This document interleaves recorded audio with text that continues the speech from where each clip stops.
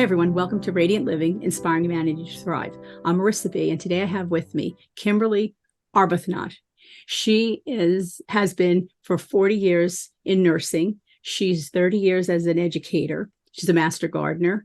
She is a professionally trained chef, culinary educator, and she is a transformational weight loss coach. Kimberly, thank you so much for coming today. I was so thrilled when we could reschedule. As life happens, we had to reschedule this for today. I'm thrilled to speak with you because weight maintenance has always been my thing throughout my whole life.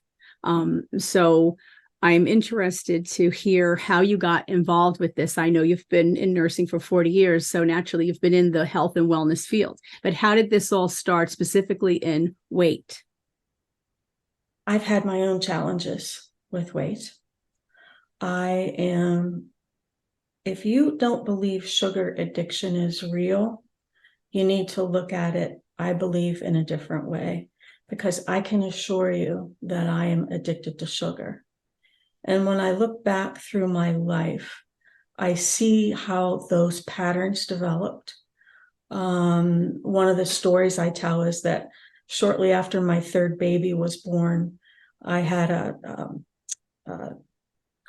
3-year-old, an 18-month-old, and a newborn. Wow. And found myself eating sugary treats because my baby was born right at Christmas time. And I remember saying, why am I eating this? I'm not even hungry. Why am I eating this? And I realized that process of putting the sugar into my system helped me with my stress management. Mm-hmm. I had a husband who worked 70 hours a week. I had 3 babies. I worked part-time. Mm-hmm. And Wow. With small children. I was it. Wow. I was juggling a lot. And to get through that, I ate. And so, of course, time went by and I was only 30 at the time. And that works for a while because you have a high metabolism and you're obviously chasing 3 little children around. It works. But when I hit about 40, that didn't work anymore. But I was still eating the sugar to manage stress. And you may or may not know that when we eat sugar, our brains release dopamine. And dopamine is one of the feel-good hormones. Yes. And what happens is the more we eat, the less our body makes by itself.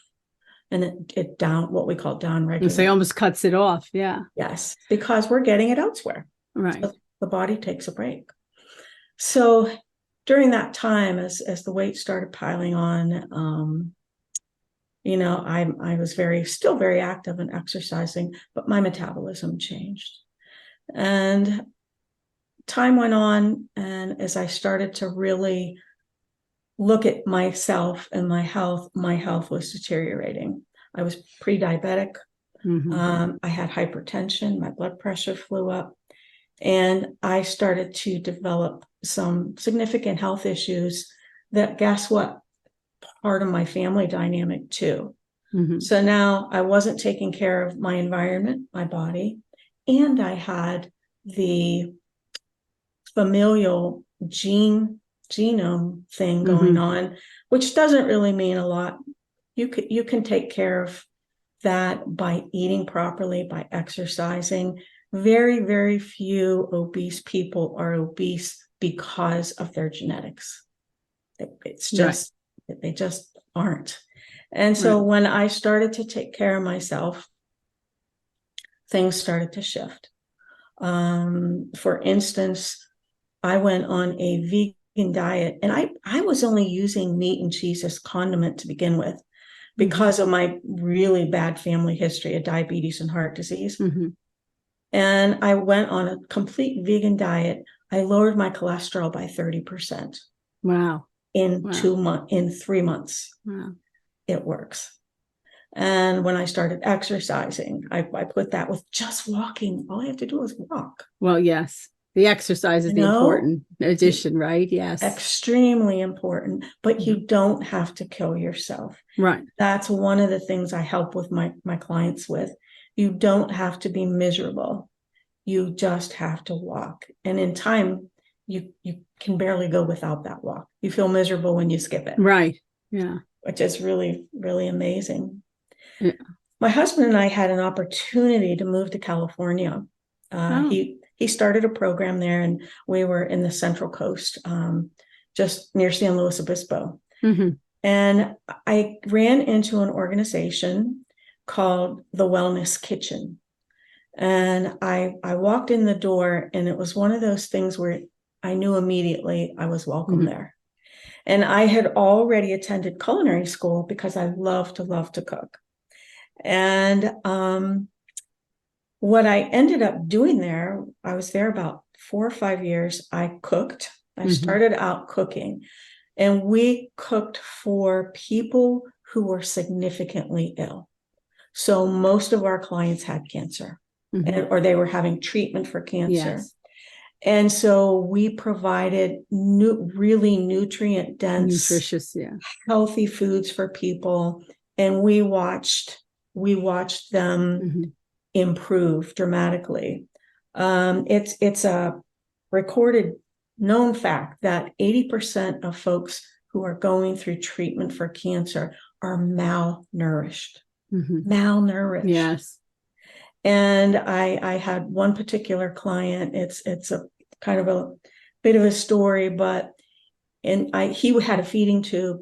I spoke with him. We started creating food for him, pureeing it. He was getting it in a feeding tube because he couldn't swallow. Yes. And in 3 months, he gained 20 pounds. Everything that wasn't healing for him healed. And he improved dramatically. I didn't stay long enough. Honestly, I think he did well. I hope he did well. But I know that food helped him to improve dramatically. Well, it also gives strength, correct? It gives strength, because when you're malnourished, you don't have strength. Exactly. In general, then you're taking in chemicals into your body. That the treatment plan of chemicals at that point. So that makes you even further in a weakened, puts you into a further weakened condition. So really, I mean, any sort of nutritional value is helpful to the body at that point, especially when somebody's not eating. I mean, that's just terrible. Even pureed, as you said, even the nutrients go in a pureed fashion, it's still nutrients. Exactly. And at that point in time, when I saw that, I went back to culinary school. Yes, I know you're professionally trained. Yes. Yeah, I went back to culinary school, and I did plant-based cooking. Oh, wonderful. Yeah, so I did that course, and then I did my externship right there at the kitchen where I was already working. And it was just, we started to eat that way, my husband and I. And also right around that time, he was diagnosed with cancer. Oh, wow. At the age of 50. Sorry to hear that. Yeah. Oh, wow. Young. And he beat it. I changed the way he ate, the way we both ate. And he had surgery, and we were very, very fortunate that it wasn't yet in his bones. And he's still alive. That was in 2011, 2012. So, wow, wonderful. Yeah. So he wasn't sure about this, a lot of plants in his diet, but he tells me, I'd really like your kale salad. Can you make me that kale salad? We do it. And about 2 years ago, I felt a calling to work with women. I will work with men too, but specifically women who are overweight, but more importantly, they dislike themselves. And the calling that I had, I'm not kidding you, the exact words were, help women to love themselves so much that they're willing to take care of themselves, take care of their bodies, eat properly. And it's not about the appearance. It's not about the weight. although we all feel better. I'm a registered nurse. Oh, of course. Oh, absolutely. You know right away, right? You know right away you feel better when you've lost a few pounds. I mean, that's just, it goes without saying. Exactly. Yeah. So I am all about getting to the root cause of why. And in order for me to develop a knowing about that, I've just finishing up an 18-month program in the art of feminine presence with Rachel Jane Groover. That course changed my life. It changed my life.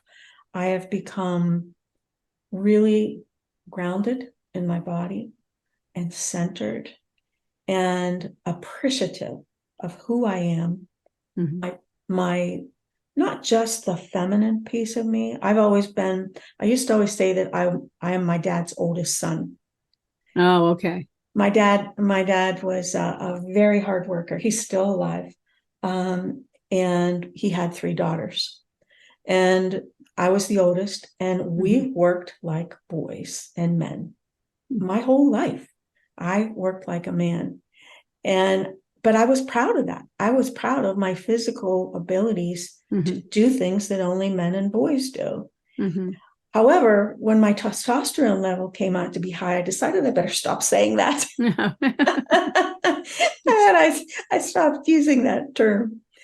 And in fact, have leaned into my feminine essence. I'm a nurturer. I'm always been a nurturer. I'm a nurse. I'm a mom. And I've really leaned into that, into nurturing other women now, and to helping them nurture themselves. Because at the end of the day, we are with ourselves 24/7. Yes, it's true. And I know that I read somewhere that you had mentioned that like tapping into your feminine essence actually helps you even in your weight journey. It does. Right. I think, and I've heard this before with a number of people, they speak about mindful eating. Yes. And I think, doesn't that become a part of who you are if you're tapping into your feminine essence? Absolutely. You're spending more time on yourself. The name of my business is Joy in Mindful Eating. Yes. Because when we are mindful about what we're putting in our bodies, how much we're putting in our bodies, and under what circumstances, if I'm sitting in front of a computer or a television or having a stressful conversation with someone, my body's metabolizing that food in a different way. And I know that sounds kind of woo-woo. It isn't. It isn't. I promise you. Your body is aware of what you're eating, how much you're eating, and it can respond in a better way. If you are actually how you're eating, right? How you're eating it, because if you're in arguments or you're in stressful environments, how you're eating it at that time. Absolutely. And all the hormones that go on in our bodies under stress and all of those things, everything is connected to everything else. Oh, yes. And it's so important to understand that. And when you are in an argument at the dinner table and your body's pumping out cortisol, your body isn't digesting the food the way it should. The way for your best health is not, it's not being digested properly. Right. And you're losing out. You're losing out on nutrients and on nourishment. So it's also about how we eat. Absolutely. And now, I personally have converted everything in my home. I always tried to eat healthy. I always was weight conscious. I always tried to do that little bit more of exercise. But I know that as I'm getting older, I'm leaning more. I've permacultured my whole property with fruit trees. And we're on a property that's very old. It was a farm at one time without using chemicals. And so I kept it as no chemicals. That's why I only grow on my property, because I'm concerned. I mean, I do buy organic in the stores, but I'm concerned how valid sometimes that is, because I know that goes into the legal area of what is and is not organic. or what can and cannot be called organic. So a lot of things I grow here. I mean, I introduce that produce into my cooking at home. How do you feel about that? Because I personally find there's a lot of processed chemical products out there that they want to call food. So I'm sure that contributes to a lot of problems. Absolutely. Right. In the body. It absolutely does. One of the things that I do is I do teach cooking classes, and I teach a class called Cooking and Eating for Optimal Health. And I've been teaching this class for about 15 years. But in that class, I have 9 big topics that I cover. Processed food is almost right off the bat. And what I like to tell my students in that class is, when you pick up a box, a bag, or a can, because that's mostly where you find processed foods, and you look at the ingredient list, if there are words in there that you can't pronounce, put it back on the shelf. Put it back on the shelf and walk away. Go back to the produce. Go back to the healthy foods, the grains and things like that, to nourish your body. And that became really important in working with the cancer patients. Oh, yes. That I've heard.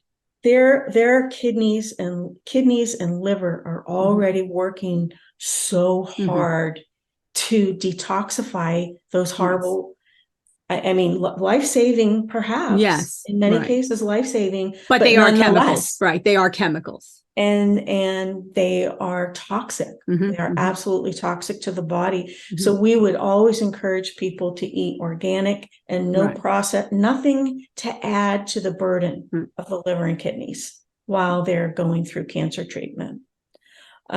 So I do talk about that. I talk about sugar, flour, chemicals, gut health. I really hit on the big ones. And I've been educated in all of that stuff. And now I still read and read and read. Right. And it's really, really important to. Well, sugar, they're finding even, and it's been a while now with alcoholism. It's how your body processes that sugar. So that goes for any type of sugar going into your system. It's how one processes it. Naturally, the refined sugar that's sold is because that's also a chemical process, I believe, in the refining of the sugar itself. So that's, and then of course, if you already have this issue that it's your metabolism that does not process effectively, that type of sugar is all the worse for you to use. And it does cause inflammation, they're finding. It's a culprit of inflammation, of pains, aches and pains as one gets older, from what I've read. I try to substitute. If you don't like to use the refined sugar, I try to substitute. I don't use any things, right. Try to stay away from sugars, try to substitute even a lot of grains too. I mean, I know that naturally, if we were living in another area, our system of GMOs would be different, but things that we're forced to purchase here, if it's commercially found, it has some sort of alteration, sadly, with the flours.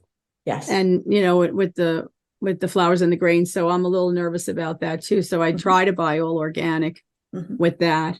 We try to use the organic oats. I mean, I buy oat flour, but also organic oats, and then mill our own, try to process our own.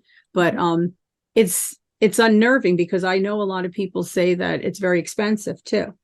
And so they're concerned with an expense, and how do they then feed themselves or their families with organic food. And one of the resources that I would love to give anybody who has that concern is to go to the Environmental Working Group. There's a website called the Environmental Working Group, and every year they look at the fruits and vegetables that we eat, and they rate them on their amount of pesticides that they're treated with. And strawberries, apples, spinach, sweet peppers, pears, those are always way up in the top 10. So even if you only bought that stuff organic? Right. And so you can help out yourself. Yes. Exactly. Yeah. And they call it the dirty dozen and the clean 15. You don't have to buy organic bananas or avocados, or onions. There are things you do not have to buy organic. They're safe. But the ones that are, I worked on a farm my way through high school. I actually worked on a farm, a big produce farm. We spray strawberries and apples from blossom. There's no way. There's no way they are not contaminated with pesticides. And in fact, the farmer that I worked with he was a college educated man. He was so curious about that when he died, he donated his body to science so that they could look at the effect of the chemicals on his body. Well, I always think about this. We had been traveling in an area, my family and I, and we met quite a number of people from that area, and we would travel back and forth there often. And we discovered that a lot of these people, relatively young, were diagnosed with cancer. And then sadly, many of them were dying from cancer. And I kept saying, how come? Why is it so concentrated in this area? Why is it so concentrated in this area? And then we did some research to find out that there were apple orchards there. Many apple orchards.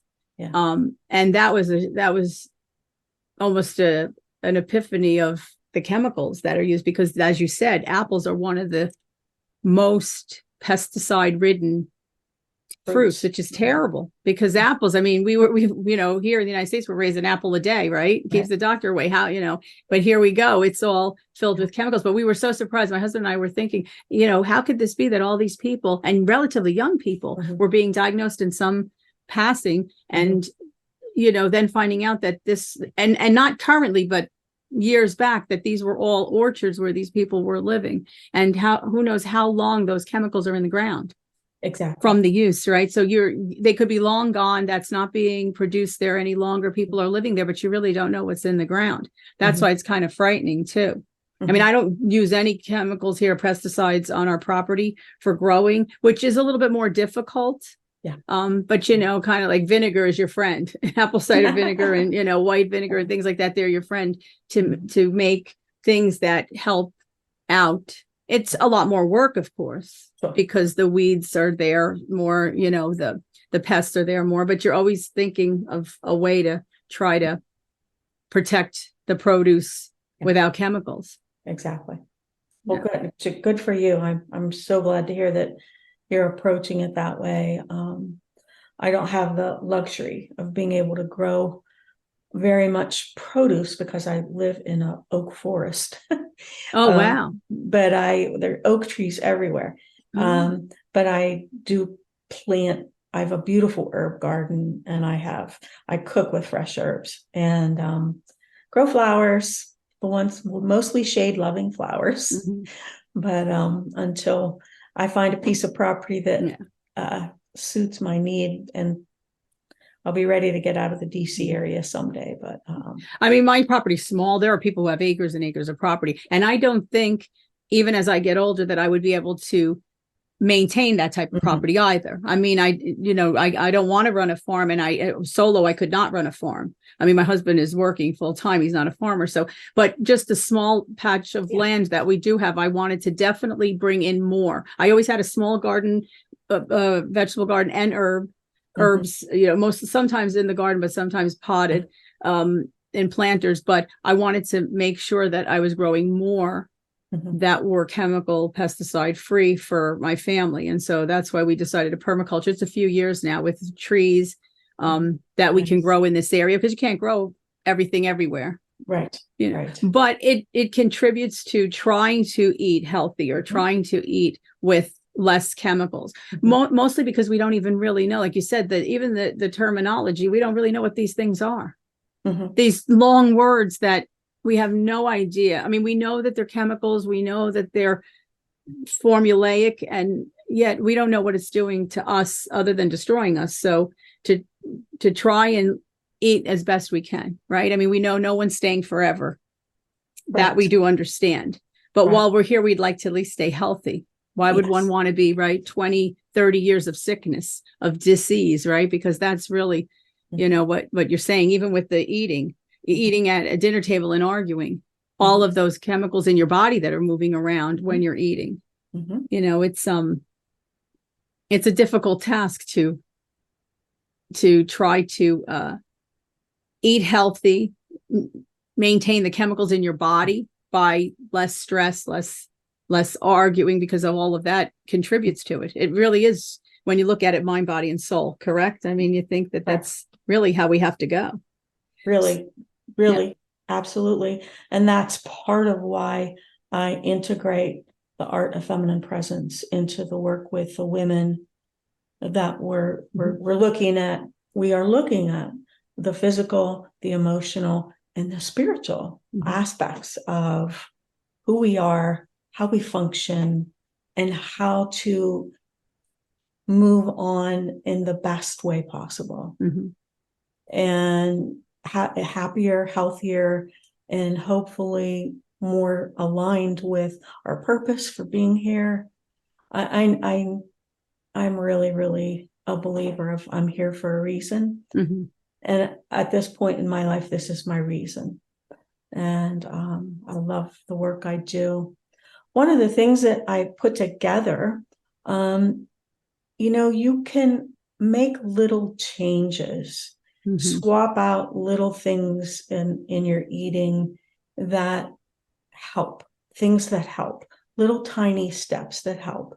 And for your listeners, I have a free little swap guide that thank you. Oh, that's lovely. Yes, that I've created. And I think we'll be able to put it in the chat, right? Yes, I'm going to put everything in there, even that information that you mentioned of where they can go to see about the pesticides. Oh, absolutely. I would put that there, all in the description, on the channel, everything, all of even your website. And yes, absolutely. Well, I would encourage you to just go pick up that little free gift. And it has, I think, 10 swaps that you swap this out for that, and you'll start to feel better, and you will probably start to lose a little bit of weight. And it just with those 10 little things. No, I thank you for that. I know, I believe it. I'm a believer. I mean, recently my daughter and I were having a conversation. We had purchased something that was quick because we didn't have time. It was one of the grated cheeses, and usually I buy the regular cheese to grate. This was a quick buy the grated cheese that had already been grated for you. And when we came home, my daughter was reading it, and she's like, we will not be using this, because whatever the caking agents were heavily chemically laden. And so I said, okay, well, now we know, you live and learn, because the next time I said to her, the next time I'll have to record it earlier on my notes of shopping, that I can get to the shop in enough time to then have it at home, because sadly, that's what happens to many people, right? We're in a rush. You're in a rush. You're moving around, you're grabbing this, that, and the other thing, and you didn't properly plan. I think a lot of it's planning. Yes. And one of the other things that I tell my students, to eat really well is work. I'm sorry. Right? You can't pick up a box of can and expect to eat well. Of course, some of the bags, boxes, and cans do have good food in them. Right. They aren't chemically laden, but eating well takes a little more work. And I don't want anybody to believe otherwise, because I don't want to lie to them. But I'm willing to do that little bit more work to feel better. Now, let me ask you, you do cooking classes. Do you have that online, or do you do that in person only? How are you doing that now? To this point, I've only done it in person. And I'll tell you why. One of my dear friends is a parish nurse at her church, and she heads up the health ministry, and she wanted me to teach a class there, which I was thrilled. Last fall, about a year ago, I taught a class there.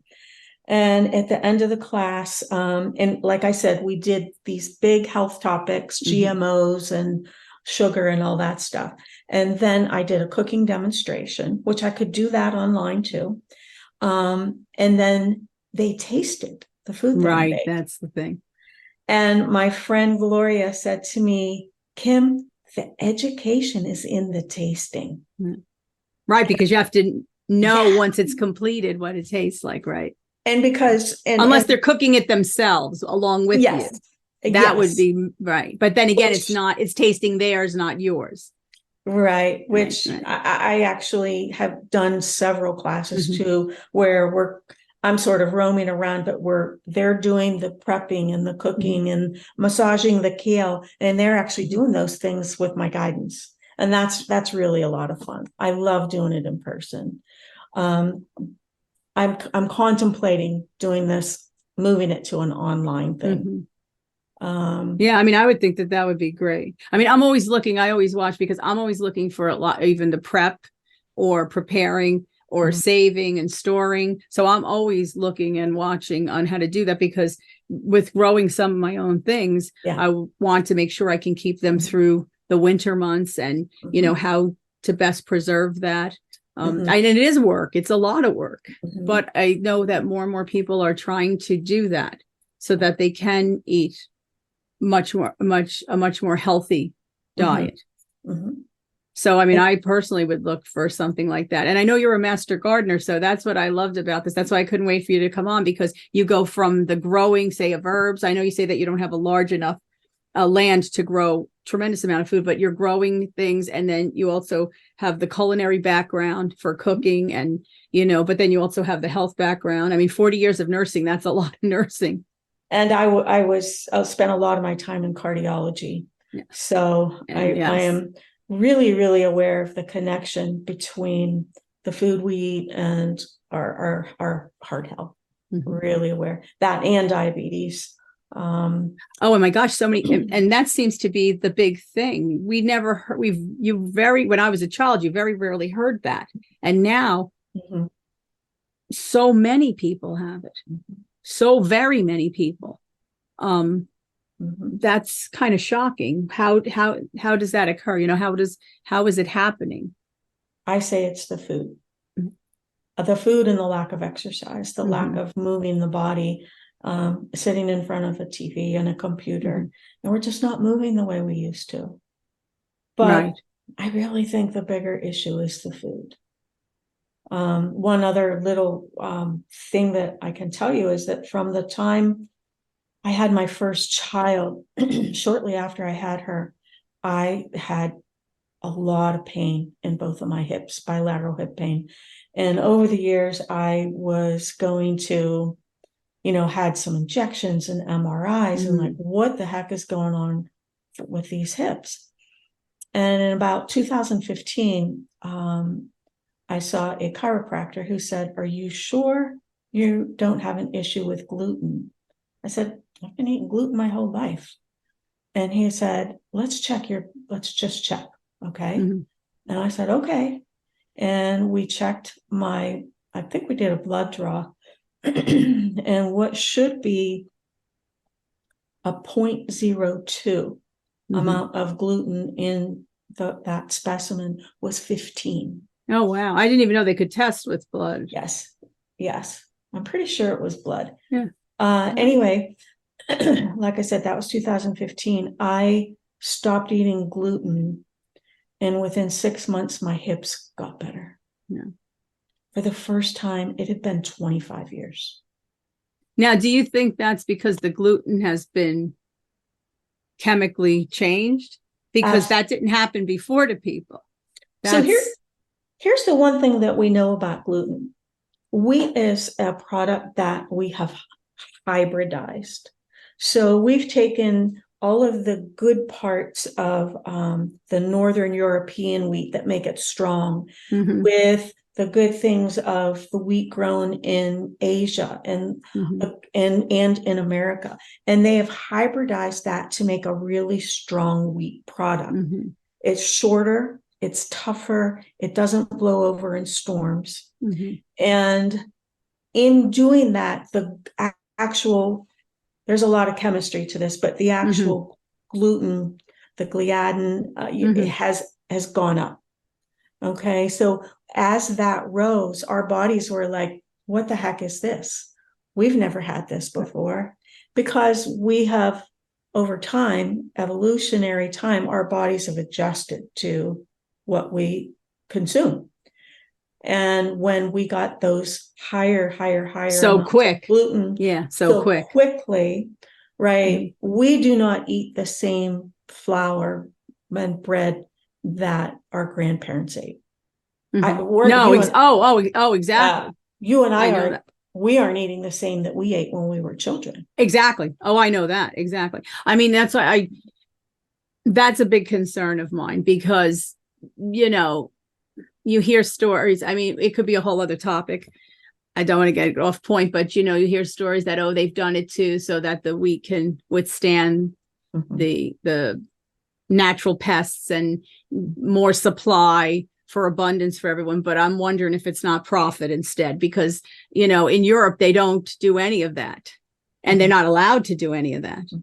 And so that's, why is it that we're doing it here? I mean, do we really need something that strong that can withstand the winds? And, what was wrong with what we had before? Was it that the yield was not as much and they weren't making money? So, that's why that's a little unnerving to think that our health conditions of many have really been perpetrated upon us by, the outside forces that need to make profit. So, and it really, let's face it, could we really do that?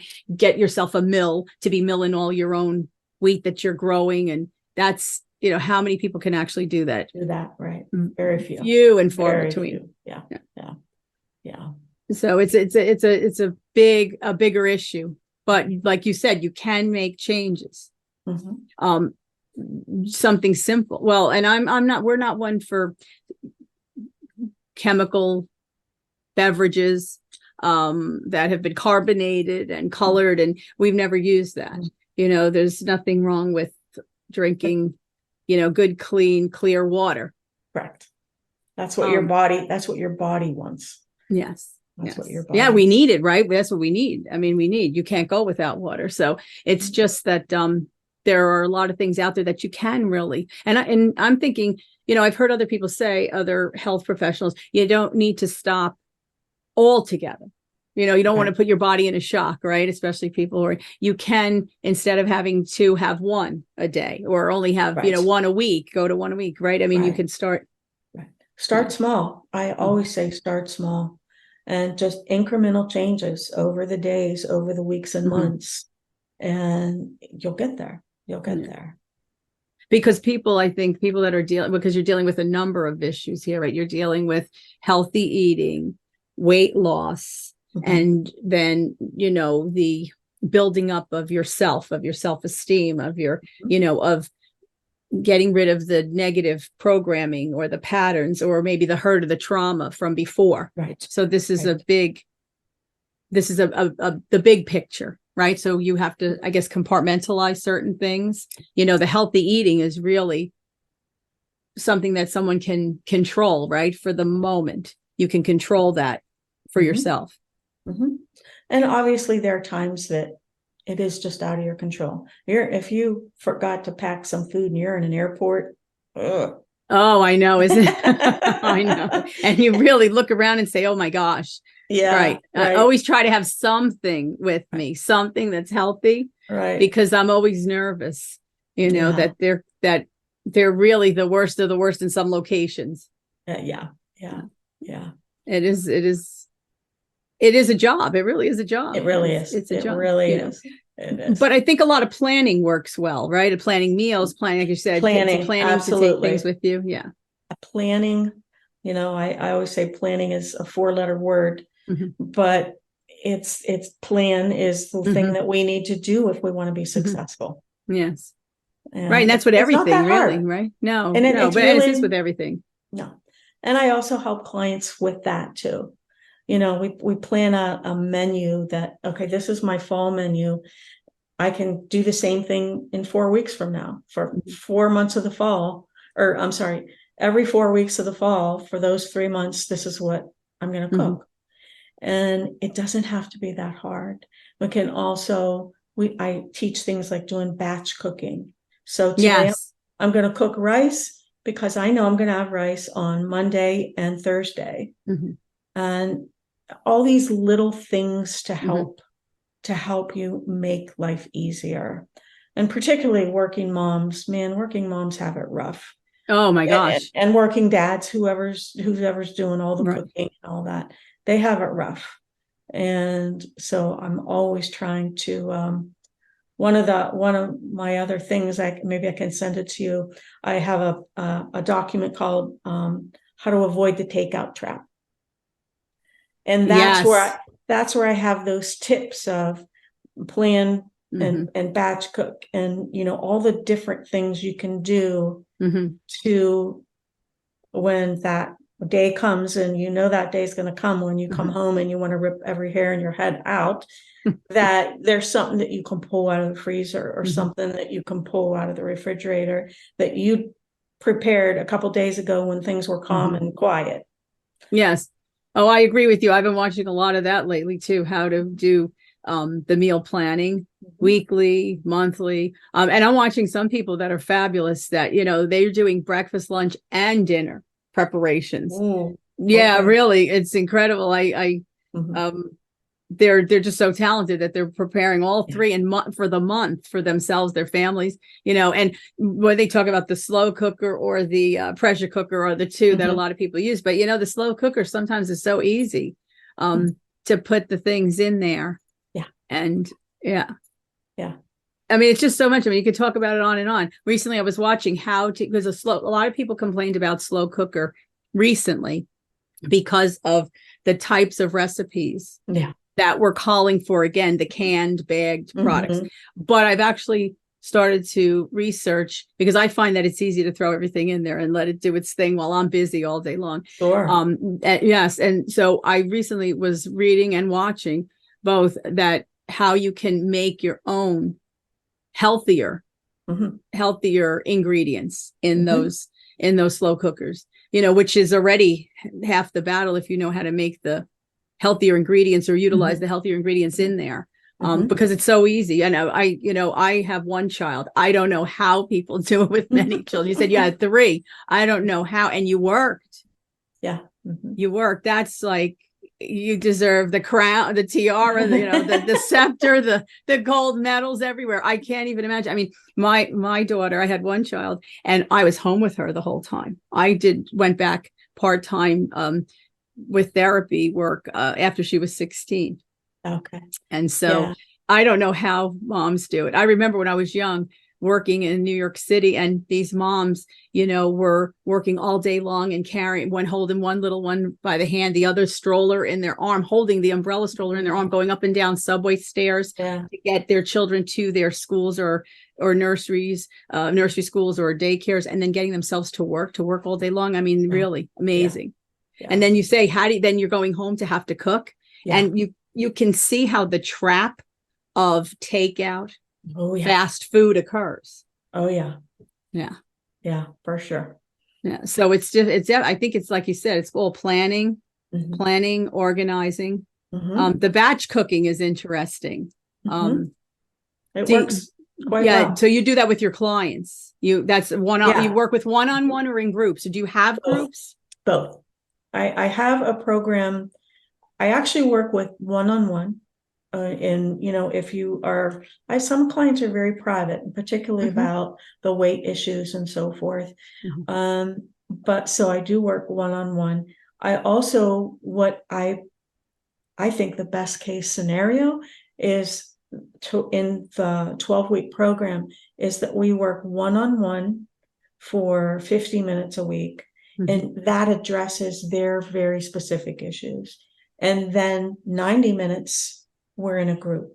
Okay. And the reason I think that is so important is because these are big changes, these are big shifts, and having the support of other women going through the same thing, it's invaluable. It's invaluable. And so I prefer if that's your preferred both, method. Yeah. That's my preferred, but if somebody just wants to be in the group, I do that too. So I have a couple different ways. Yeah, because I would assume that a group gives you the moral support. And you have conversations like we're having, right? Conversations about batch cooking, conversations about what works better for cooking, right? For dinner, or what ingredients, things like that. I mean, it's a sounding board, right? You're bouncing off of each other. So I would think that would work. It's just amazing how much time we spend. I think about this all the time. I always said this because I do all the cooking, and it's more of a traditional setup where I've always done all the cooking and things like that. And I always said, when is the day we just get one pill to swallow for food? The amount of time that I spend in the kitchen is amazing, how much time I spend in the kitchen. And I don't have a large family, but still I'm always in the kitchen. Yeah. So I always say that, wouldn't it be just nice if you just take the pill and you got all your nutrients and off you went, because other than if you're in a group, right? If you're in a group, because it is very social too. Food eating is very social, right? and sometimes it's too social for some people, food and drink. But you don't want to take that away. But yes, we do spend a lot of time, shopping for food, cooking food. You know what I'm saying? It's just it's a lot of work. We don't think about it, but it is really a lot of time spent doing that. Sometimes when I think about that, because I this is a thought I've had a lot too, Marissa. I think, yeah, but what if I had to go out and plow the field and plant the seed and nurture the stuff, harvest the stuff, put the stuff up? This is a piece of cake. Oh yeah, no, I know, you're absolutely right, because I don't know how they did that. Like, right. I think maybe we've become soft because I don't know how. I mean, just a little bit of gardening, and you're out there with getting the weeds out and harvesting, and I do. Yeah. Freeze a lot of flash freeze and save and all. Nice. But honestly, all that work that they've done, all before us, that's incredible to think that that's how they had to survive, right? That's really all of that work. And if you didn't plant and grow and harvest, you starved. Yeah, exactly. Yeah. It's amazing. When I'm feeling sorry for myself being in the kitchen all day, or, whatever, I think about that, and I think, or foraging or having to bring down an animal to have some protein. No. Hunting, I know. Right. And I'm like, nope, got it easy. Right. We do. It's funny. It's just because I hear from a lot of people that I'm always in the kitchen, they laugh because a lot of my friends are single. They're single. They have no children. And so they laugh that I'm always in the kitchen, but what's the alternative? I certainly wouldn't want to hunt and gather. Right. So, you're absolutely right that we really are fortunate, in what we're doing. Yeah. Now, do you have any special recipes? Like, can anybody go somewhere to see? Are you working on a book of recipes? Do you have any recipes that you provide people? Do you have a Facebook group? I do. I have a Facebook group. I put some recipes on there. I'm in the process of totally reworking everything because I'm trying to figure out, what do people want most? What do they need? Easy, healthy recipes is one thing they need. And I do put some on there. But I do have a Facebook page that is under construction right now. Joy in Mindful Eating. And I also have my website, Joy in Mindful Eating. And my email is joyinmindfuleating@gmail.com. So they're all the same name. Yeah, they're all the same. It's all the same. And one of my fourth quarter goal, that's right, we're in the fourth quarter. My fourth quarter goal is to really bring all that together. And I'd like to offer my brand new course in January, because that's a time people are often like trying to change. Well, I want to help people make that change easier.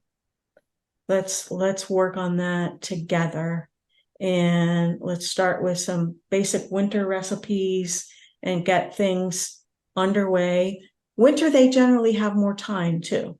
We generally have a little more time to kind of do some planning and do some preparation and look at how we can change things up to better our health and to lose some weight.